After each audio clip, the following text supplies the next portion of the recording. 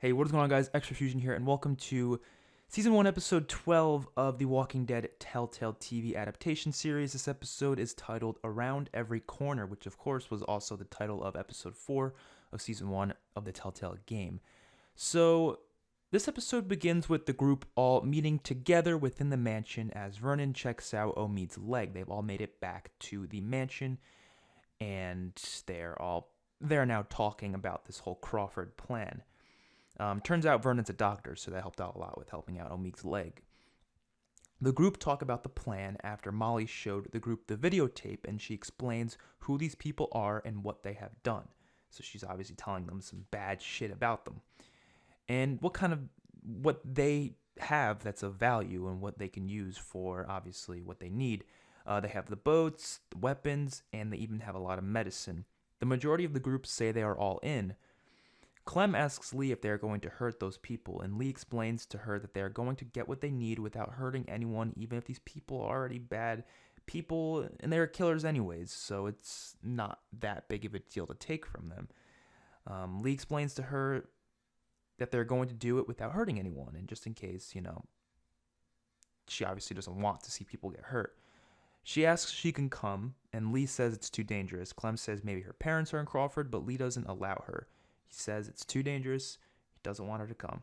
He makes her feel better by saying that he needs her to stay here with Omid and Krista to make sure they are safe, kind of giving her confidence in herself that she's got to stay there, not because she's a little girl, but because they need someone to protect Omid and Krista. The group go over the plan to take a horde of walkers at the depot store. There's a whole depot store that they're talking about that has these semi-trucks, and they're going to fill up the semi-trucks with the walkers. Molly says she'll drive the truck through the gates because she's good at escaping through situations. She has 3 smoke bombs that she'll use to her advantage when she drives the semi-truck through the front gates. The group will all pack their stuff up they may need to use when they head out. Krista, Omid, and Clem stay behind. The group go by foot. Lee, Kenny, Jordan, Chuck, and Ben talk a bit further from the others. Lee says if things don't look so good, then don't hesitate to run and to not risk your life for these people. They reach the depot store, and there's a fence around the side of it, and the whole group of walkers crowd up against it. Vernon says that walkers love to follow sound, so they use their alarm clocks to attract them into the semi-truck, and they'll use it. Tony, who is also within Vernon's group, says they should check out the store first. Vernon lets the group know they've been wanting to go in, but didn't want to risk it since it's very dark inside. But now that they have more people, they think it'll be good to check it out. Lee says they should get the walkers into the trucks first to be safe. Molly agrees, so they all get into position. Krista gives Omid some water as Clem sits on the couch in her living room with her Glock in her hand. She looks outside and sees 2 walkers approaching the area. She closes the blinds and the windows. Krista talks to Clem to get to know her a little bit. She tells her about her parents being in Savannah somewhere, hopefully. Krista says it's best to stay positive. Back at the depot store, Molly opens the gates of the fenced walkers and throws the alarm clock into the semi-truck. She runs around the corner of the store and gets onto the roof with the others as they watch the walkers get into the back of the semi-truck. Vernon holds the keys, which can automatically close the truck once all the walkers get in. They watch the walkers pile up into the truck as it gets full. Vernon closes it. The group all jump down and take out the rest of the walkers with their melee weapons. The group then head into the store. They use flashlights and stay close to one another. There isn't much of use within the store, but Lee finds a locked door in the back and tries to smash it open with his axe. He gets it open just as a switching noise kind of goes off. He looks around to see what a switch went off when opening the door, and he sees a bomb with a timer ticking down a minute. He runs to the others and yells at them to get the hell out of the building right now. He says there's a goddamn bomb. They all get outside, but the bomb never goes off. Vernon questions what the hell he's freaking out about, and Lee says he knew what he saw. It looked like a bomb, and it had a minute counting down when he opened the door. It was on some sort of a timer, and it switched off when he opened the door. Kenny says it could just be a decoy. Tony says he found a couple stacks of canned food, so he's gonna go back in there. Kenny says that's not a good idea. What if the bomb does decide to go off? Tony says clearly nothing is happening, so why waste perfectly good food? Tony heads back in. He checks out the room Lee walked into and looks at the bomb-looking device. The timer is at 0. He looks over to his side and sees a whole group of walkers that has come out of a door within the store. They busted open the back door, which brought a shit ton of walkers into the depot store that they are now in. These walkers surround the interior, basically. Tony decides to hide in this room as he uses his walkie-talkie with Vernon to tell him that it's not a bomb, but a timer to open up a door and unleash a whole group of walkers. Vernon, Lee, Kenny, Chuck, Molly, and Jordan head back inside and sneak around to see what's happening. Ben and Bree stay outside to watch the truck. Back at the house, Clem plays chess with herself in the living room as she hears something. She calls for Krista. She was in the middle of laying with Omid upstairs in bed. Omid is asleep, but Krista goes downstairs and checks out the noise Clem is talking about. Krista goes to the kitchen and is suddenly knocked out by a masked man with a baseball bat. He comes after Clem then. She grabs her gun and starts firing at the man, but he gets to cover before she can shoot him. Omid wakes up and gets out of bed trying to walk, but he can't seem to walk correctly, so he ends up falling down and starts crawling to see what the hell is going on because he's hearing gunshots and people screaming. Clem runs out of ammo, so the man gets out of cover and runs after her. Clem runs around the living room while throwing stuff at him like a lamp and a potted plant. She gets into the kitchen, but the man grabs her.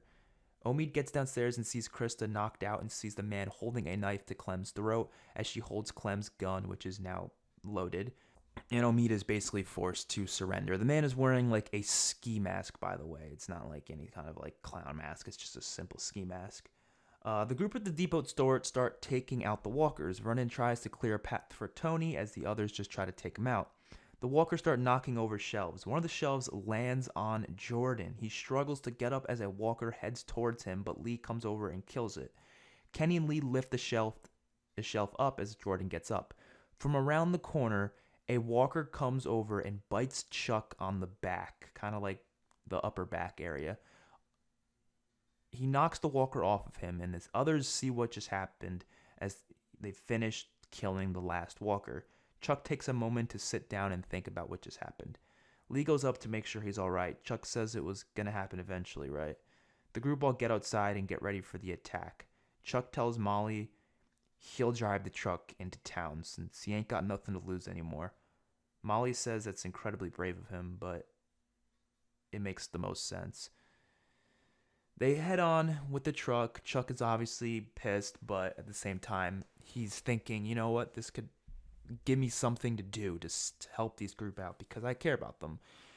And that's kind of the character Chuck is, and that's kind of what I want to give for Chuck's final outing is some sort of a heroic moment. They show the town of Crawford, and it's relatively quiet. Oberson is sitting on a balcony of his apartment building and looks off into the town. The guards on the gate talk about their girlfriends. Just talking about some girl shit, I don't know. Their guys talking about their girlfriends, whatever. Just as they notice a semi-truck headed their way in the distance, they lift up their guns and start yelling as the truck smashes through the gates and heads straight for the center of the town. The guard shoots out the tires so the truck stops. Chuck throws smoke bombs out the window and starts running after opening the truck to allow the walkers into the town. Oberson sees this happening from his apartment building, and he runs down as the other town members load up their weapons and start fighting off the walkers that are now pouring out of the semi-truck. Chuck gets the cover and hides with a suppressed pistol, with a 5.7 pistol, and the others head into an alleyway in the town through the sewer. That's what they use. They use a sewer, and they got up through some sewer pot, and they head down to an alleyway within the town. They head into the nearby building, which is a school within the town. Molly says this is where they keep the supplies. They move through the school quietly and hold up in a nearby classroom. They find a door named Armory. Vernon questions why no one is keeping watch in here since they usually always had someone in here. They were getting ready to kill someone when they walked in, or attack them at least. Chuck tries to get to the school as he is shot in the leg by a guard. He keeps crawling to get away, but Oberson goes up to him and punches him in the face. He asks what the hell he wants from them and who the hell he's working for. Chuck says, "Fuck off." Oberson pushes Chuck to the floor and takes his Glock, and he aims it at Chuck's head and shoots him right in the head. A large group of walkers approach the gates after all these gunshots have been going off, and now they have even more walkers to deal with. After the town members kind of finish taking out all the semi-truck walkers, they have a lot more to deal with now. They see this and start firing at the other walkers.